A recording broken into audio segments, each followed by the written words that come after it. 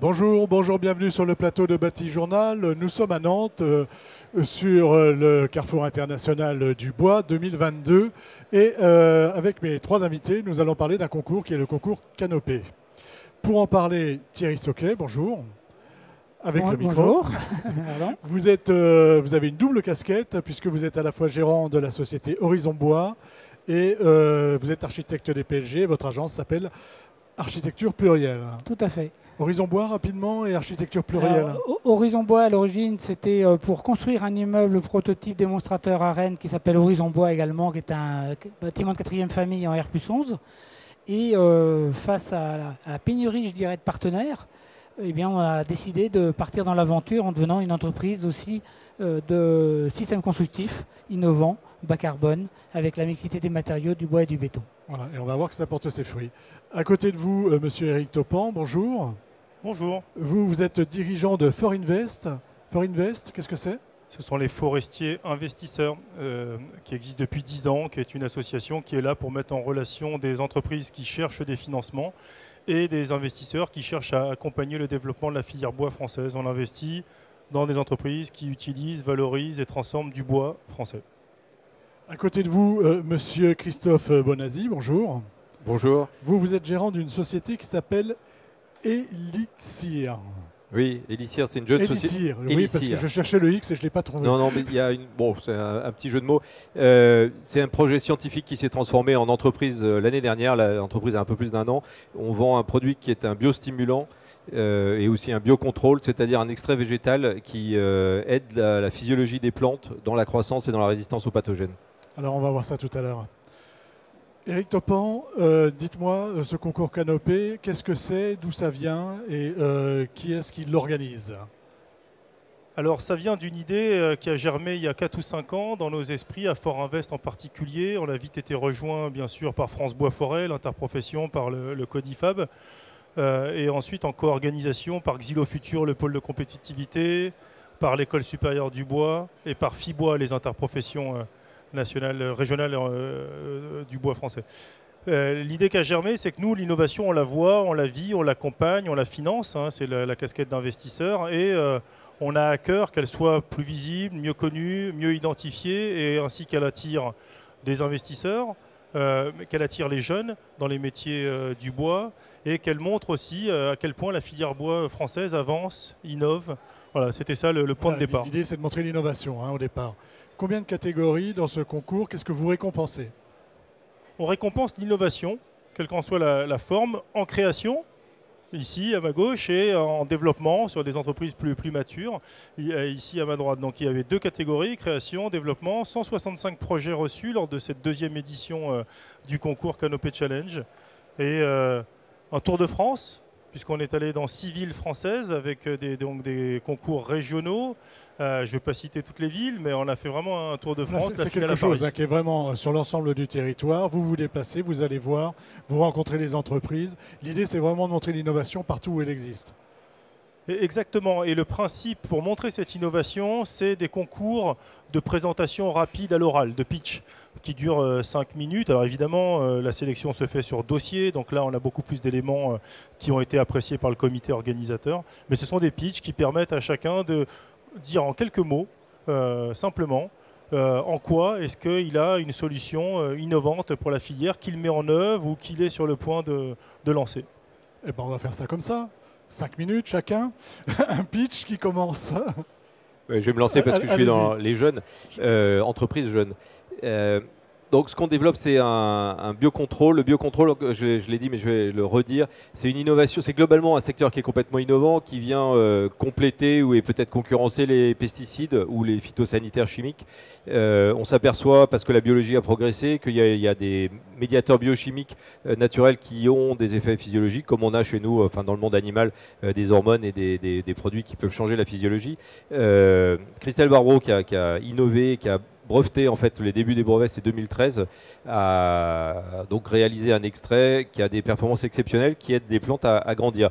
Et dès disons il y a 4-5 ans, on a commencé à faire des essais en forêt. C'est pour ça qu'on est là, c'est pour ça qu'on est membre de Xylo Futur, le pôle de compétitivité qui nous a amené au concours Canopée.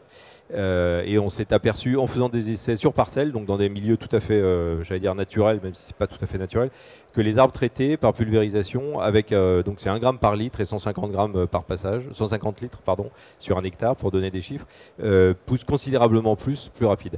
C'est de la pulvérisation, c'est pas quelque chose qu'on vient en fait, mettre dans le sol. Les deux fonctionnent, parce qu'on fait des essais sur plusieurs types de végétaux, mais là on parle forêt. En forêt, on a fait de la pulvérisation et on a alors le chiffre record qui est assez spectaculaire, plus 800% de croissance sur une parcelle de chênes, c'est-à-dire que les chênes témoins non traités ont fait 2 cm et ceux qui étaient traités en ont fait 18. Et c'est un arbre à croissance lente et c'est un arbre sur lequel les forestiers nous disent parfois on a des arrêts de croissance. On a un arbre qui fait 1 mètre, 2 mètres et puis il bouge plus. Voilà. On s'est aperçu aussi, parce que c'est un travail qui est de long terme, qu'on a traité des arbres en 2019 et ils continuaient de croître de 30% de plus 3 ans plus tard. Parce que sans avoir reçu à nouveau un traitement. Voilà, donc on est absolument certain de l'efficacité. Là, je parle croissance.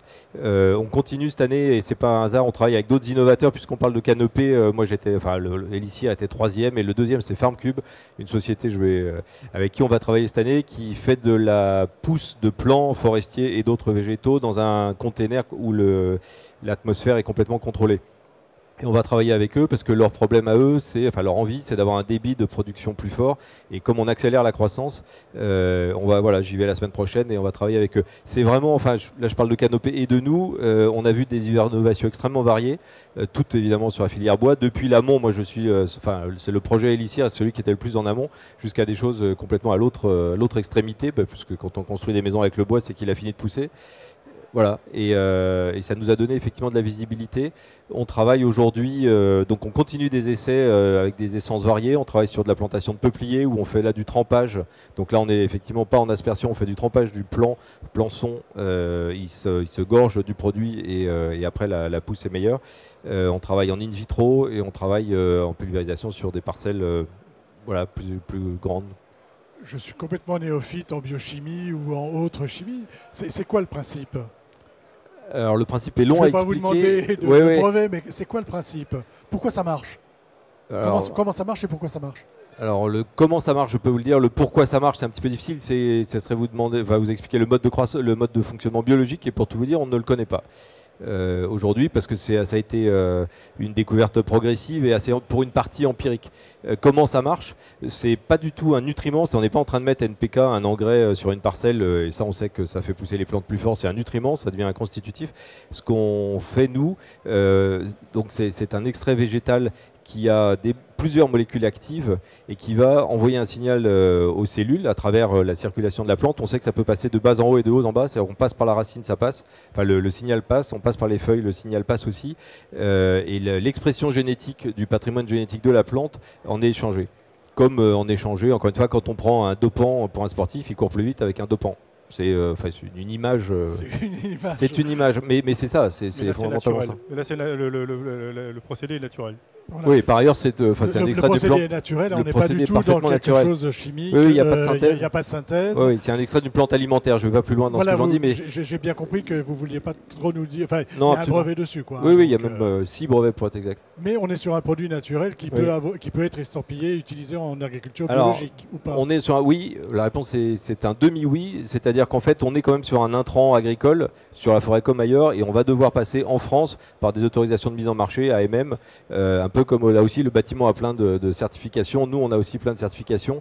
Et donc, aujourd'hui, on a un dossier constitué qui rentre dans le processus de l'AMM pour la forêt. Et il en faut un autre si on travaille, et on le fait sur la vigne, et on en faut un autre sur les tomates, etc. Ça fonctionne sur tous les végétaux ? Ça fonctionne sur tous les végétaux. Ouais, disons qu'on n'a pas trouvé de végétaux sur lesquels ça ne fonctionnait pas. Et donc, ce qu'on a testé surtout sur la forêt, c'est la fonction croissance. Le même extrait a aussi une efficacité, ce qu'on appelle en défense, c'est-à-dire que la plante, naturellement, devient résistante à des parasites, des virus, des bactéries et des champignons. Et on l'a essayé sur des parcelles d'AFB, exposant ici, sur des arbres qui étaient infestés par la rouille vésiculeuse, assez grands, enfin 5 ans, donc des arbres qui avaient déjà une certaine ampleur. La croissance était très supérieure pour des arbres qui étaient traités à comparaison d'arbres non traités. À ceux qui ne l'étaient pas. Voilà. Okay. On arrive à restituer une vigueur à des plantes qui sont parasitées. Écoutez, merci pour ces explications. Vous avez 5 minutes, puisque c'est comme ça que ça fonctionne. Oui, donc rebonjour à tous. Donc, Horizon Bois donc, est né de l'agence Architecture Plurielle, qui est une agence basée à Rennes d'une dizaine de personnes et qui construit en bois depuis 30 ans et des bâtiments passifs depuis plus de 15 ans. Et donc, partant de ce constat qu'on ne trouvait pas suffisamment de partenaires pour pouvoir développer un système constructif industrialisé pour rendre la construction la plus rapide possible et ce qui nous permette d'améliorer le bilan carbone aussi de la partie construction, on s'est lancé dans cette aventure qui a conduit à d'abord développer un plancher mix bois-béton sur une base de CLT avec du blocage de forme, c'est-à-dire sans utiliser des connecteurs métalliques comme c'est couramment employé, et avec une période de recherche et développement qui a duré 3 ans au sein de l'INSA de Rennes, qui est un partenaire sur cette opération-là. Et puis on est allé plus loin parce qu'on s'est dit que faire un produit de construction, ça ne se suffisait pas lui-même. Et donc on a créé un système poteau-plancher. On a supprimé la couche des poutres, on parle couramment poteau-poutre dans le langage, et nous on est sur un plancher sur un plancher hyper statique qui ne repose que sur des poteaux, et donc sur des points d'appui à chaque extrémité, dans chaque angle, qui sont des appuis très faibles. Et donc on a fait des essais de prototypes, c'est-à-dire des planchers de 21 mètres carrés qu'on a testés, qu'on n'a pas cassés d'ailleurs, tellement ils étaient résistants. Et puis on a commencé à développer ça au niveau du système de façade et de toiture, et là on est allé aussi jusque laisser les pires avec Effectis pour tester la stabilité au feu et la croissance. Et donc on arrive aussi on a testé aussi du bois en façade sur du 4e famille. Donc là aussi le test Lépire nous l'a validé. On a également poussé jusque mettre le bois apparent pour nos planchers avec la colle HBX de chez Henkel qui a été maintenant approuvée au niveau européen mais qui ne l'était pas quand on a fait nos essais-feux. Donc on a essayé d'aller sur tous les standards de la construction bois et surtout essayer de lever le maximum de verrous. Donc aujourd'hui, on est vraiment sur un système constructif global. Un système comme on aurait un système en béton avec un plancher et des poteaux béton. Hein. Tout à fait, on remplace le système traditionnel, sauf que par exemple nos façades, notre objectif aussi c'est 0 nacelle sur le chantier. Donc aujourd'hui la construction bois c'est un balai de nacelle qui vient faire toutes les finitions. Nos façades sont des éléments finis. Comme nos planchers sont des éléments finis, tout est un assemblage d'éléments finis. Par exemple, dans vos façades, on va pouvoir trouver la fenêtre, le bardage et la finition intérieure. Alors, partiellement ou totalement, suivant s'il y a des prises, s'il n'y a pas de prises, des choses comme ça. Tout à fait, le par vapeur avec un système d'étanchéité à l'air. Et chaque façade, comme nous on travaille sur du Passive House, systématique sur nos projets, donc avec une performance énergétique très importante. C'est quoi l'innovation là? Quand on parle d'innovation, elle est où là? J'ai l'impression qu'elle est à plusieurs niveaux. C'est-à-dire qu'elle est dans le système constructif, mais elle est aussi dans la mise en œuvre. Comment vous réfléchissez à mettre toutes ces innovations les unes au bout des autres? C'est l'avantage de l'architecte, c'est qu'il a une vision holistique du projet. C'est-à-dire nous on analyse tous les phénomènes. On n'est pas confronté à un seul produit, mais à l'ensemble de la chaîne de construction. Et donc on a réfléchi en se disant mais comment on pouvait rendre la construction bois performante sans avoir cette multitude d'interventions successives qui font que derrière le gain de temps qu'on annonce n'est pas réel et puis le gain de productivité non plus. Et donc la première innovation c'est le plancher. Donc c'est un plancher connecté sans connecteur. Ça fait bizarre de le dire, mais c'est la réalité. Donc ça ne tient pas, quoi. Donc c'est en défonçage de forme et du blocage, donc c'est tout simple.